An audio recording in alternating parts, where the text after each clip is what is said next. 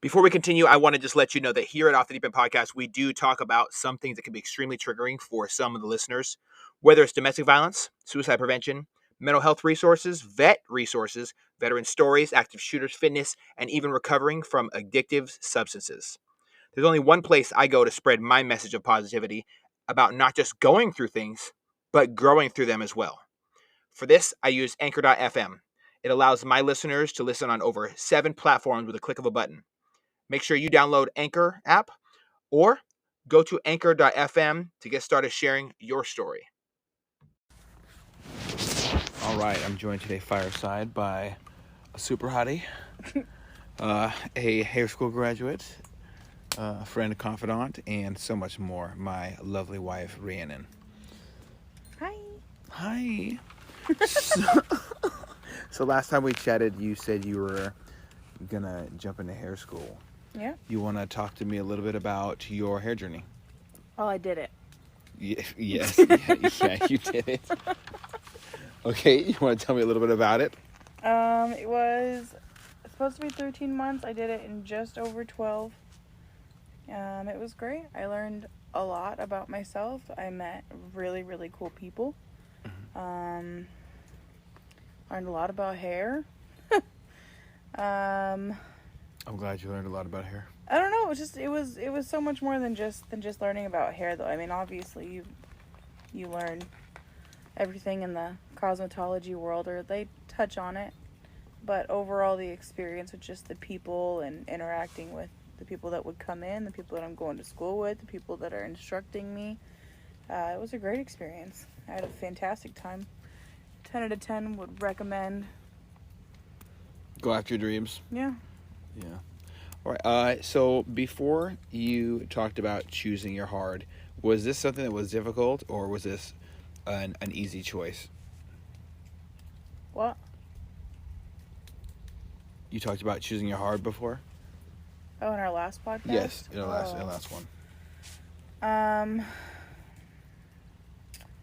mean, I feel like the last time that we had talked, I was extremely nervous about having to jump in and do something new. I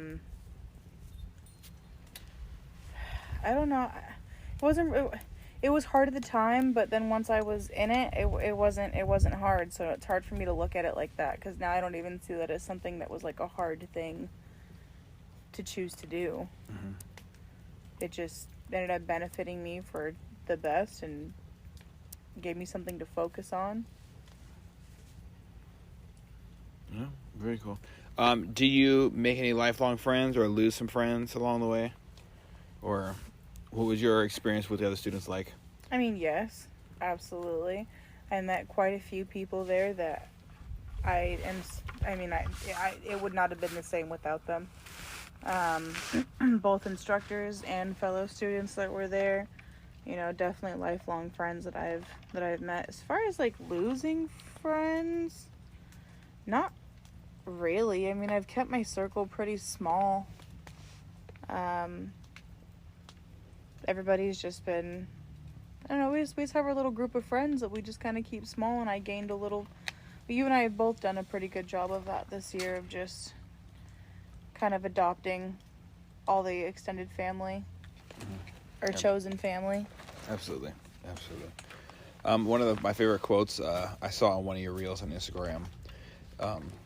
If you want to know who your friends are, start a business. Yeah, I think it was like, you want to know who your friends are? Yeah. Start a business. How does it go? So your client will become your friend before your friend will become your client.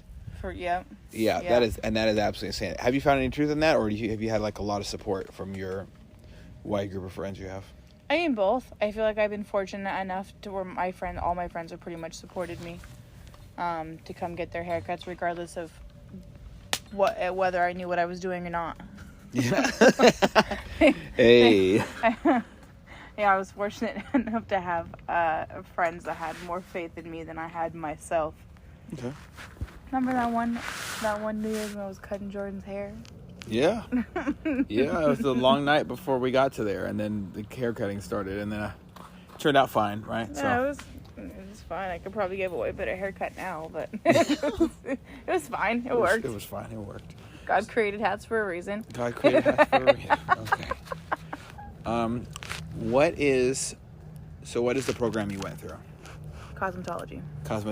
Yep, 1,600 hours. 1,600 hours. 13 months long. 13 months long. It's a long 5 time. 5 days a week. Well, yeah, but it's a long time. I think that the way they had it scheduled before, I think the hours at the same amount of time, just the hours were a little bit different. Before my time, I believe it was 3 days a week, 10-hour days, which I think probably would have been beneficial for me. It would have given me time to get more stuff done. During my time, it was 5 days a week, 4 hours a day. Mm-hmm. So I did 8:30 to 12:30 for the majority of my program, and then towards the very tail end, I did 1:30 to 5:30. Okay. What drove you to the program you selected? The program or the school? Both. Well, the school was easy. I mean, Evergreen Beauty College has always held a pretty important place in our hearts. For those of you that don't know, when Eddie's dad passed away, he was, 1-2 years out of school. A couple. And the school came through and helped pay for flowers and showed up and made a very lovely speech. And our stack fell over. Oh. They came and they gave a very, very lovely speech, and they were fantastic to our family. So as far as choosing schools, I didn't even look anywhere else. I just went right to Evergreen. The program itself, like cosmetology over barber over esto. Oh, well, cosmetology kind of touches on everything. So my thought process behind it was do the longest, most in-depth program first and figure out what you want to do, and then go back if I wanted to and get a better understanding or a deeper education of whatever it was that I was interested in doing. For instance, I'll probably go back for my esthetician license. Okay. Yeah. So you plan on revisiting and furthering your education? Yeah, I think another thing that I've learned about myself through going back to school is that I like school. Mm-hmm. Very cool. I like school.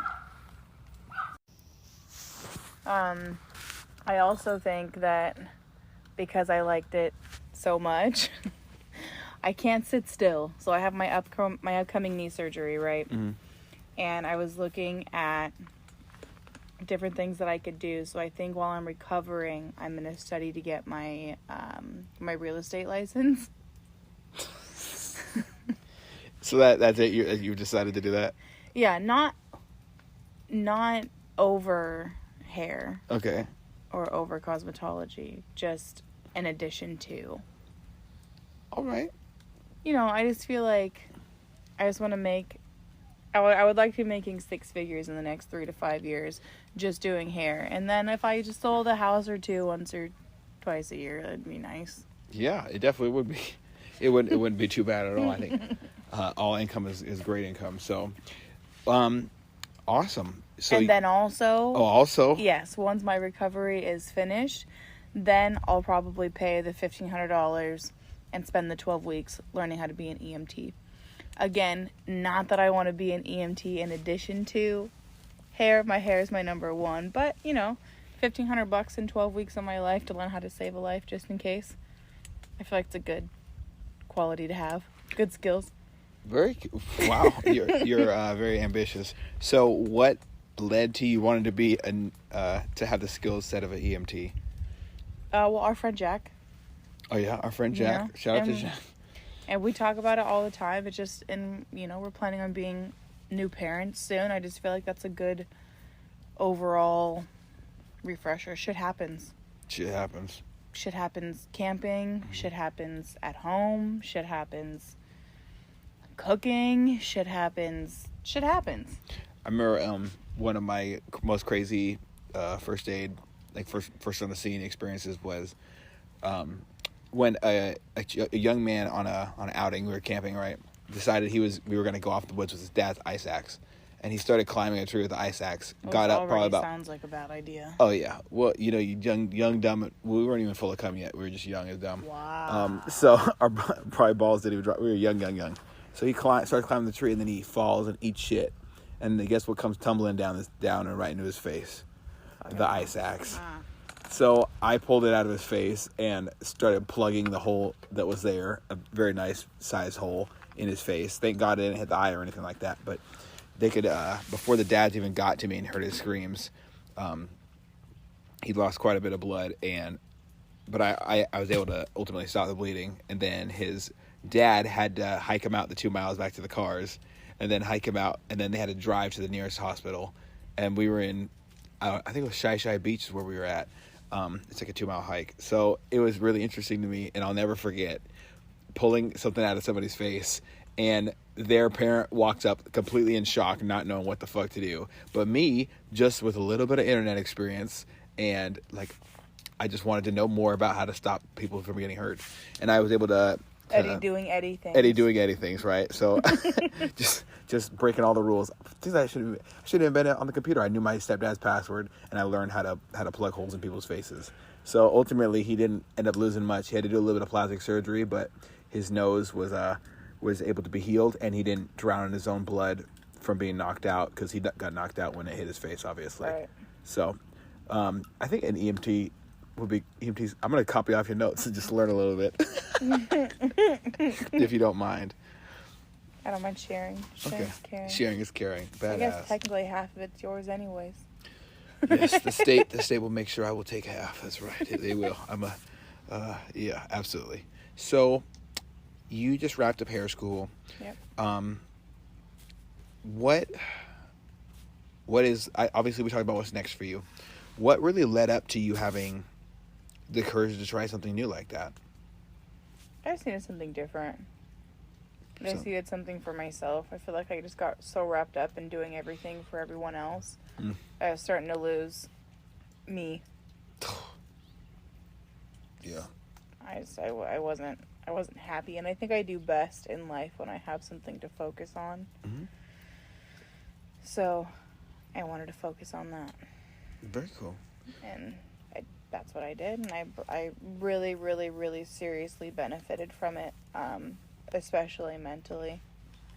It brought me out of a real, real dark place. Yeah. Before I started hair school, I don't think I mean, of course there was COVID and all the other stuff that was going on, but I didn't really leave the house too much or go out and do anything. And why is that? Because knee surgery? Maybe, I don't know. I think I just kind of got into a funk after knee surgery, and I kind of lost my sense of independence at being able to drive or do stuff for myself, or, doing something as little as going to the bathroom was so infuriating. And I was in so much pain. And I think I just kind of got stuck in a rut and just didn't come out of it.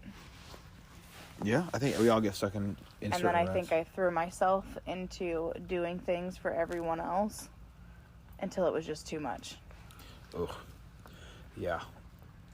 Emotional displacement can be a motherfucker for sure. Yeah. I needed something for me, so that's what I did, and I benefited massively from it.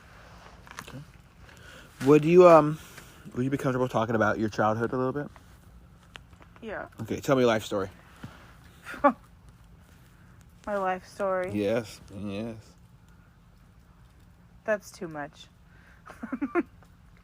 It's too much. It's pretty boring. I lived here most of my life. My dad passed away when I was 10. It was just my mom and I all growing up.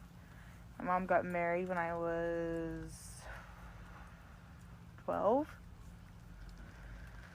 I got 2 fantastic brothers out of it. Yeah. And then he became a piece of shit. 13 years later, they got a divorce. Okay. And that's like my mom's side. I met the love of my life when I was 15, just about to be 16. Yeah. I got married at 18. What was he like? Tell me a little bit about him. Yeah, he's a fucking dirtbag. Complete loser. Fucking loser. I think you know you're pretty fucking fantastic. Okay, thank you very much. Sometimes I just need to hear it. No. Yeah, married at 18. Our wedding was pretty fucking crazy. Tell me about it. Tell you about it? Tell you about our wedding? Yes. Well, we got married on Thursday, went to prom on Friday, and you left Saturday. And that was that. I was in the Navy at the time, right? Yeah. Did you look forward to seeing me? Was it like, oh God, here he comes? Hope he's in a good mood, or what was it like? You know, having people that are in the military in your family come home, it can be weird sometimes. I remember my stepdad coming home was awkward sometimes. It was nerve-wracking. Why? Because it was. I was super young. I was getting married. I didn't know if I was doing the right thing. I didn't know what the fuck I was doing. What am I doing? I'm 18 years old. I'm not even graduated yet, and I'm fucking getting married. What am I doing? I don't even have my license yet. I'm trying to reserve my spot. You know, like, I had no idea what I was doing. But sometimes you just smile, wave, and say a little prayer and hope for the best. Well, I'm glad it was It's worked out so far. It has worked out so far. I don't think we hate each other yet, so No, we're on the right page. We're here, 10 years later? Here we are. Yeah. So I just wanted to kind of ask you questions about your experience having a relationship with somebody who was in the military. What was that like? It was difficult. It was difficult, but it was also, you know, it taught me that I could get through a lot more than I thought I could. You know, I think the hardest part was everything that was happening while you were gone. And I had so many different people in my ear, like, oh, you should tell him this, or you shouldn't tell him this, or, you know, don't tell him anything that is going to upset him because he doesn't have any control over it. And then it was like, to a certain extent, yes, but at what point do I draw that line? And, like, I'm also 16, 17, 18, trying to fucking figure it out and maneuver it, what's right and what's wrong. Mm-hmm. So all the things that were going on, both good, bad, and indifferent, it was hard to decipher what to share and what not to share, because the last thing I wanted to do was to fuck with your mindset while you're trying to do other things and focus and do what you need to do. So it was difficult. That was the difficult side of it. The other, you know, aspect of it was that, again, met some really cool people, some of which I still to this day have not put a face to a name, but I speak to them almost daily online. We've met some really, really good friends. We got 8s out of it. LaBarge. Beefy. You know, we met some really, really fucking cool people along the way.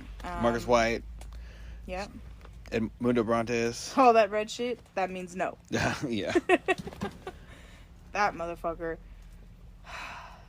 My first experience ever with him was when we were it was me and my mom and your sister trying to get to you.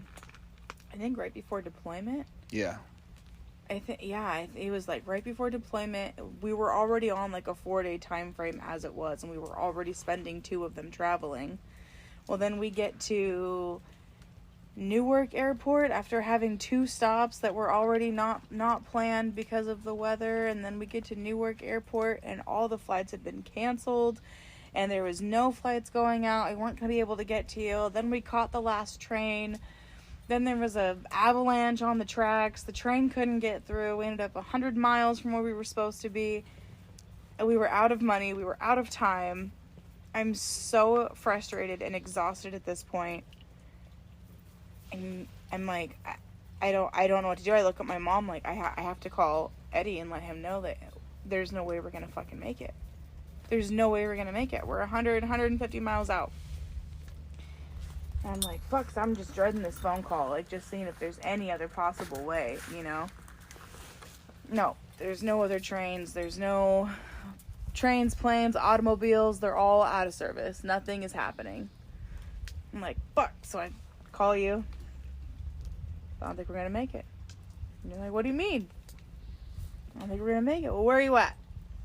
I'm like, I don't remember where the fuck we were at.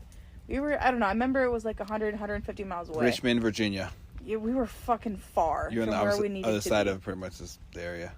And he's like, I'm talking to you, and I don't know, someone else is saying something in the background. You're like, I'm gonna call you back. I'm gonna call you back in 5 minutes. Because I was in the birthing at the time, so all my boys are like, what the fuck?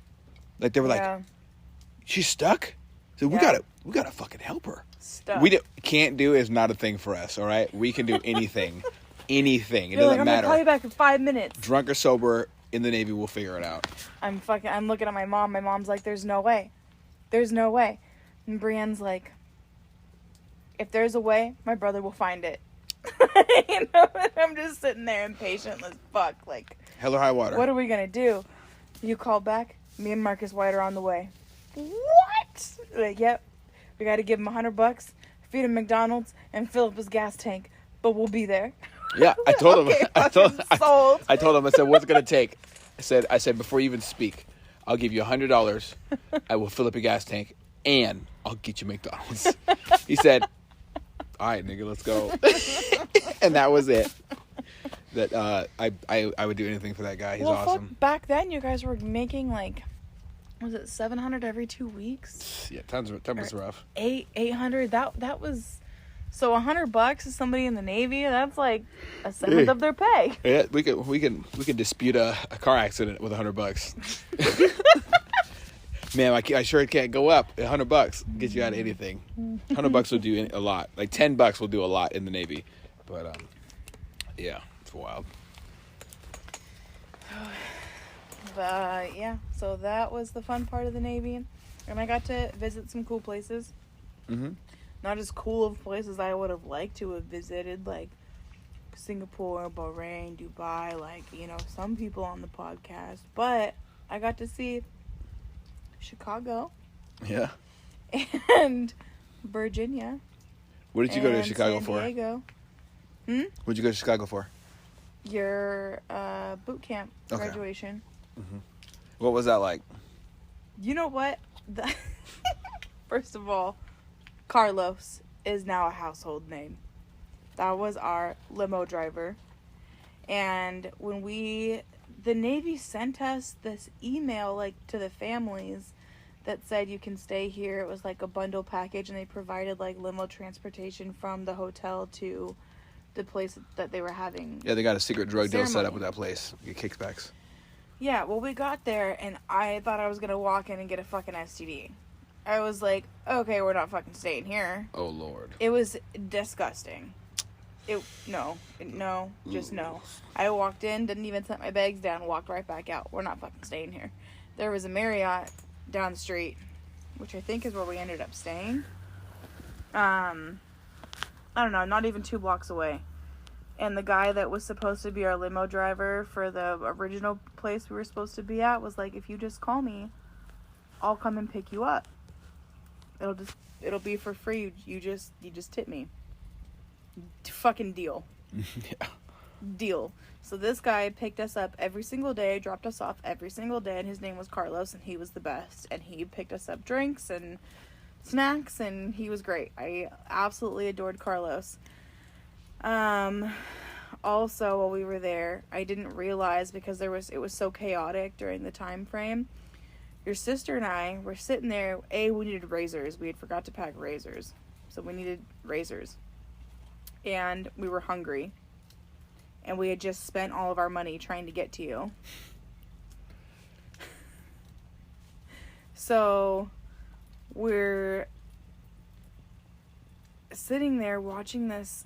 I can't remember. It was a Tostitos commercial, like the chips, like the chips and salsa. And she's like, "Oh, that sounds super good." And I'm like, "Okay, so we just need to go to the store and get chips and salsa and a razor." And she's like, "Deal." My mom's like, "You guys are nuts." conveniently enough, we were in the same parking lot as Walmart, which normally wouldn't be a big deal. Except for we go out there and realize it's fucking Black Friday. Oh, God. Chicago? Yeah. Walmart? Black Friday. Doesn't matter where it is. Fucking Walmart. Oh, God. That was actually the most organized, quick line ever. And a lot of people just let us go in front of them because we literally had 3 things. Okay. Well, that's good. But yeah, so that was fun. Yeah. Well, where else did you go that really stood out? San Diego is my favorite. Why? Coronado Beach. Oh, God. And the majestic palm I trees. fucking love Coronado. Coronado was the best. Talk about paradise on earth. That's it. That really I've is always it. said I wanted to retire there. Well, it depends on how inflation looks, but I might be able to work something out. Well, If I I start better out get when on my selling houses and doing and saving lives. Once my OnlyFans takes off, we'll be really going. Your feet pics? My feet pics, yeah. Some old dude from Iran wants to pay me a lot of money for my feet pics. I'm telling him. This is what it is. So what was your most? Was there like an inspiring moment that really stood out to you, or a sad thing that really stood out to you that really makes military servitude in your family super impactful? Or what was like a somber moment that you remember? I know your grandpa got buried with a 21 gun salute. And whiskey in square glasses.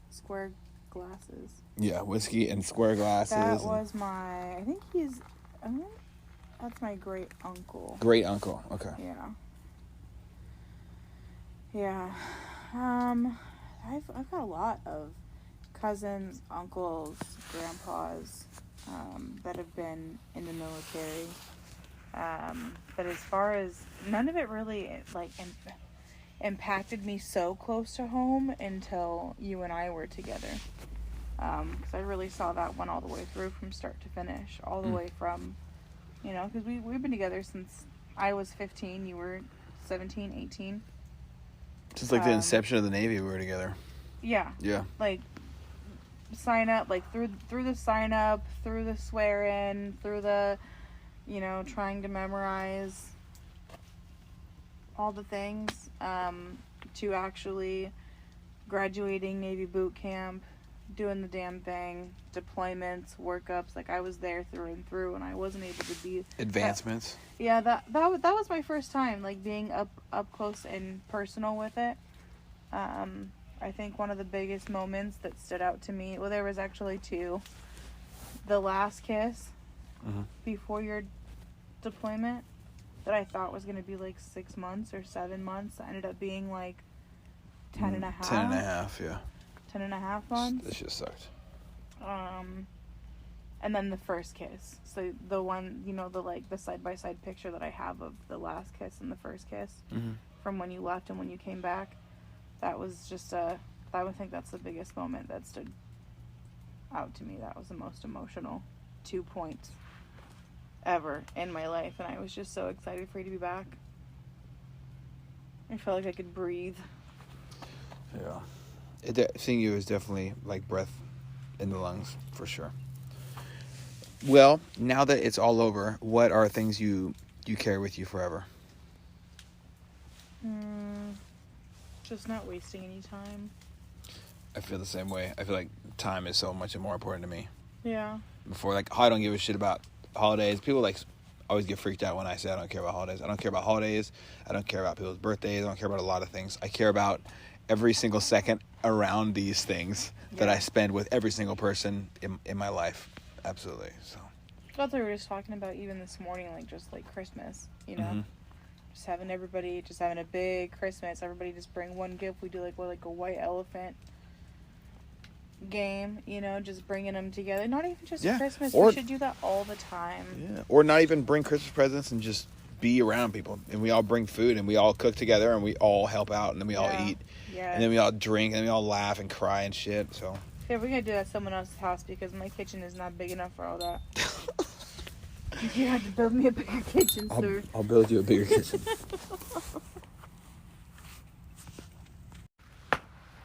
So what's something you didn't anticipate having to deal with that you did? I think one of the most difficult things was not being taken seriously because of how young I was. Both as a wife and just in life. I think a lot of people, especially the ones that didn't know me very well, just assumed that I lacked a lot of life experience, and I just wasn't taken seriously. There was a bunch of like rumors about cheating on both sides of the fence by people that we were even really close to. That spread rumors that they knew for a fact weren't true, and I don't even know to this day what the reasoning behind it was. I don't even care. I think I've gotten into a point, and both of us really have gotten into a point in our lives, especially with our shared friends that we've had, and we have no problem letting the ones go that need, that need to be gone. My uncle said something really cool a couple weeks ago when I was visiting them in Oregon. He said, some people are meant to come in your life for a season, and some are meant for a reason. Or a reason or a season. I don't know, he said something spiritual and intellectual like good. that. It sounded good at the time. time. It sounded good. It never sounds good when I try to reiterate it, but basically it was like there's a reason, and they're meant to be there for a short period of time or, forever. And I've definitely experienced a little bit of that. But we stayed solid between the two of us. Like, we didn't really let that didn't really affect us too much. It was just something that I was like, why am I dealing with this? This is annoying. But back to the age thing of not being taken seriously, one of the biggest instances was when shit really hit the fan with your dad, when he was in the hospital, and, it was really towards the end right there. I was this go-between between you and the rest of your family, having even limited communication myself with you.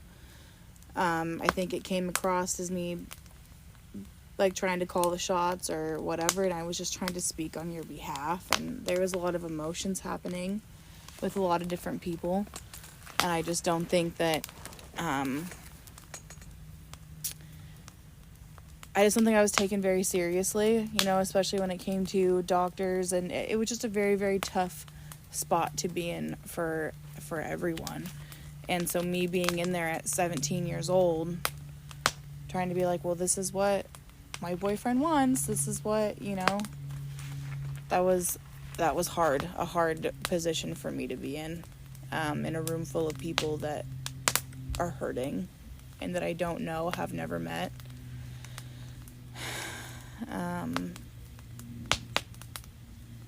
That was probably the hardest instance. The other thing was having a bunch of people in my ear of like, all men cheat, all military men cheat, this is not gonna last, like, do not marry him, do not do this, don't do it so young. There was a lot of negativity in my ear. Sound like a bunch of bitter bitches. It was bitter or guilty, I'm not sure which. Yeah. Yeah, because those guys too, I'm sure. So it was a lot of just outside negativity that I just really had to have a come to Jesus moment with myself of like, what do I want? What do I want to do? And I've always been one to stick to something that I want. Absolutely. You definitely are pretty, I wouldn't say headstrong in a negative way, but I get that from my dad. powerful. Like, once I make up my mind, that's it. Like, if I'm set on it, I'm set on it. Well, you're decisive. There's no going back. You can make a decision, and I love the word decision because it's Greek, and it comes from the Latin root of To cut off. like to cut off, Yeah. things, like decision, to cut. Yep. So decision, if you can't make a decision or be decisive in life, you're going to let other people control the rest of your entire existence on this earth. And I think it's very attractive quality, and it's a good, strong one to have. Well, even when I decided to go back to beauty school, when the moment that I decided, it was less The haters showed up. No. Well, fuck them. Not even just that. But when I decided to go back, it wasn't like a month-long process. I made the call on Monday and was enrolled by Wednesday. I mean, like, 72 hours I was enrolled at like, scholarships or, not scholarships, student loans had already been applied for, like, everything had been taken care of. I was enrolled, and that was it. And I was going to figure out the rest later. And I did just that, and I got through it just fine. Do you like that you went to school once you knew what you were doing instead of going to college, or do you regret not going to college? I don't regret not going to college at all. I mean, maybe for, like, the life experience part of it, but not the education part of it. Okay. But I had no problem being a, you know, dumb teenager / some semi-responsible dumb adult, young adult. I still know how to be responsible and have fun, and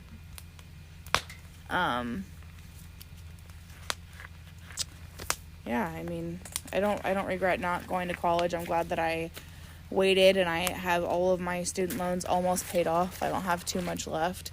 So I'm glad that I didn't waste that time and money and energy spending 4 years trying to figure something out, and then decided maybe I didn't want to do that. And now, without a 4-year degree anywhere, without going to college, I have a cosmetology license. I'm going back to school for an esthetician license. I'll have my real estate license, and I'll have a ENT license. Pretty badass. At 26. By the time I finish it, probably 27. So you can do quite a few things. Mm-hmm. So I know that there has been a whole bunch of crazy stuff, and obviously you're in the same household as me, so you were exposed to all of it with the Uvalde shootings and all these active shooters and stuff like that. And you're relatively new to gun ownership, and you're seeking more information every day, and you're also working towards being more comfortable with guns.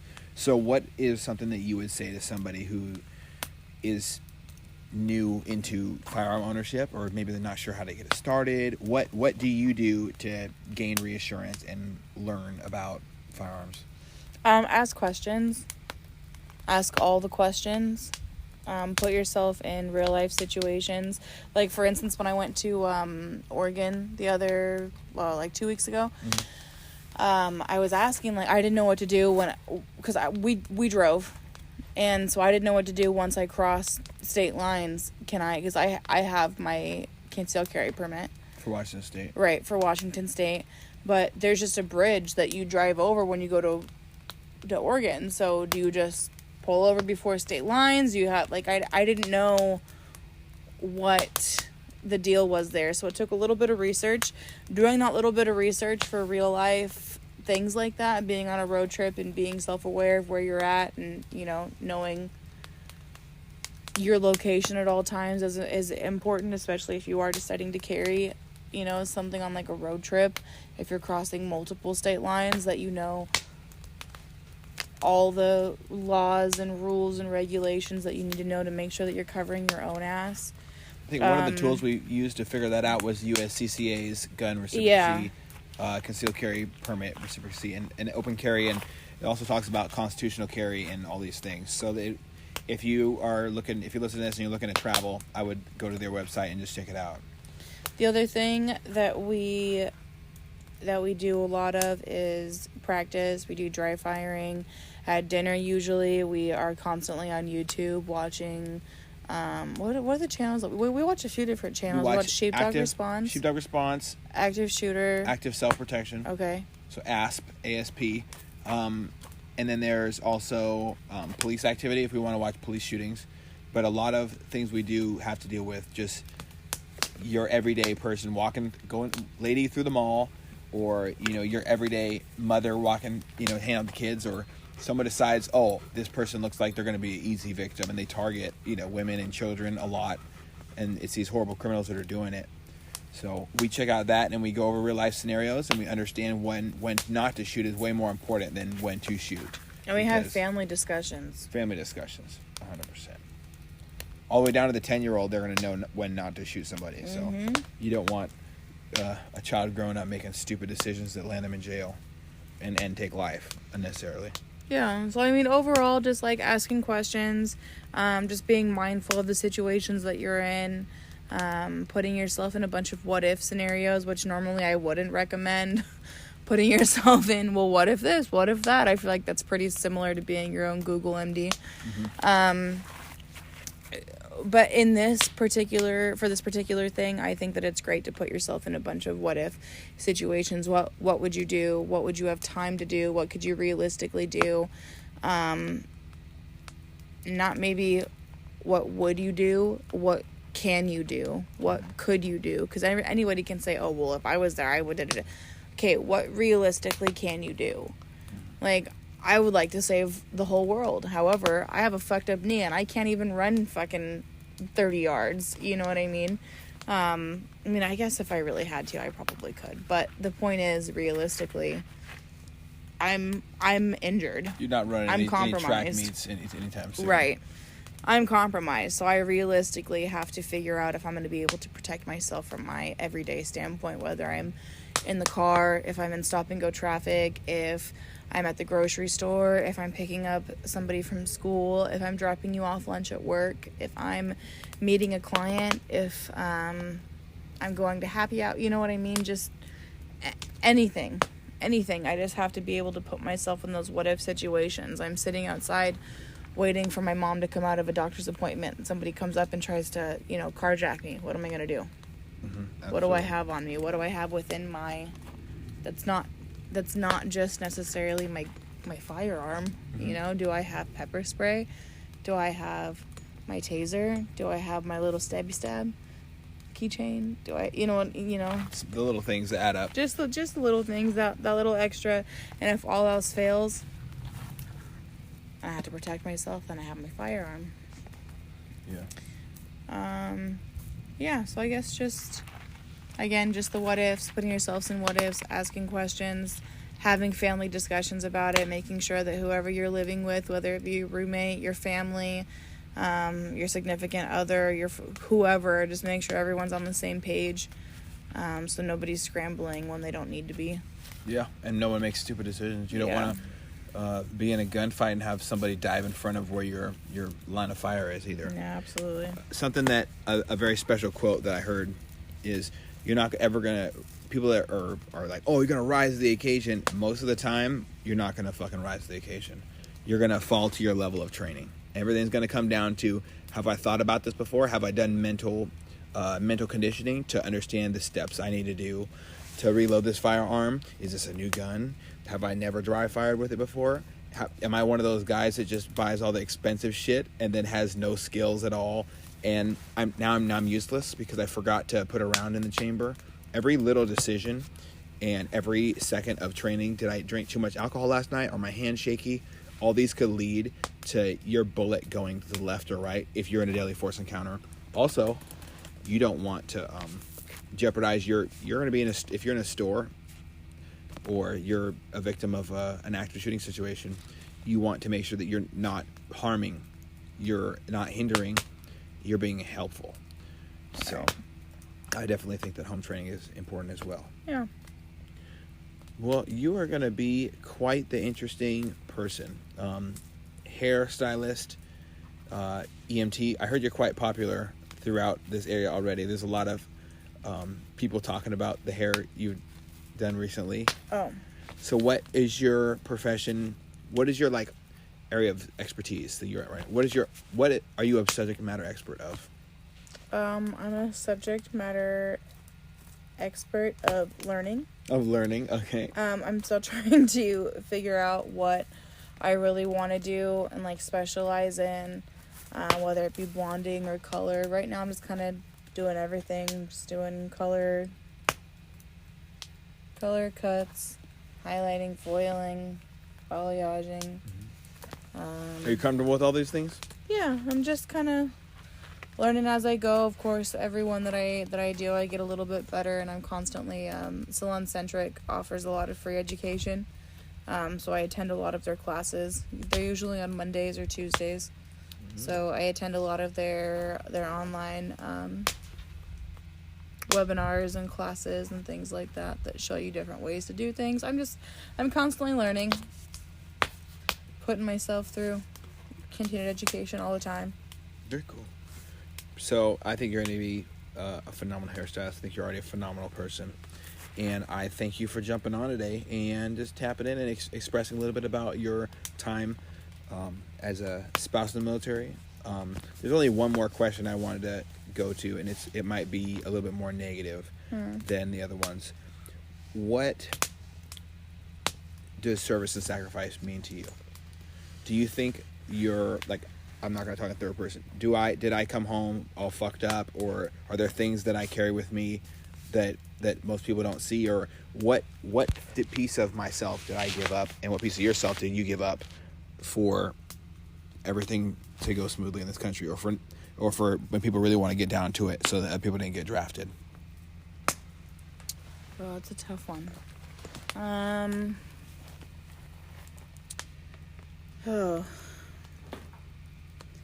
I think, God, that one really is a little bit of a harder one to answer.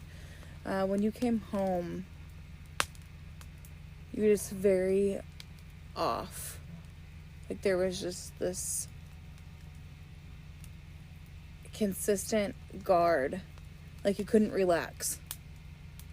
Like, you know, when you're in a room full of people that you just can't relax. Like, you just didn't matter if it was a room full of your friends, a room full of family, if it was just you and I, it was just like you could not relax. And I didn't understand how to process it and how to deal with it. And it was like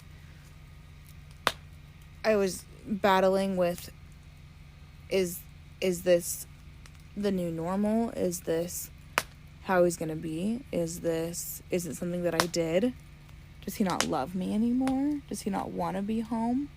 Would he rather be over there? Like, all of these questions were going through my mind, but I didn't want to share them with you at the time because you were already struggling with being home enough as it was. And so to add that extra added, I wasn't trying to cause any arguments or stir anything up, and I feel like there was just a little bit of an eggshell period. Little bit of a walking on eggshell period. And I wasn't super understanding either. And I mean, I think in the last 5 or so years, I've really just learned a lot about people and life, and been through a lot in the last 5 years where I've really, really chilled out. But I didn't have that same understanding at the time. And so it was just hard for me to grasp what to do, how to deal with it. It took a lot of fights, a lot of arguing, a lot of fighting, a lot of like just hurt feelings. It took a long time for me as an adult to just be like, hey, that hurt my feelings, and this is why. And as soon as you can figure out how to do that as an adult, to talk to another adult and say, hey, you hurt my feelings and this is why, it gets you so much further than you would imagine. And you'll be able to see by their response if they give a shit or not, too. Yeah. If you genuinely go up to somebody like, hey, that really hurts my feelings because XYZ, there's no more clear, innocent way to diffuse a situation. Absolutely. Well, thank you for coming on today, and I appreciate you expressing yourself honestly. And yeah, thanks for not giving up and just tell me to fuck off when I come back. I could never give up on you. Okay. I never give up. You're my forever and my always. Oh yeah, honey. All right. Well, I love you very much, and thanks for coming on today. No problem, baby. Yeah.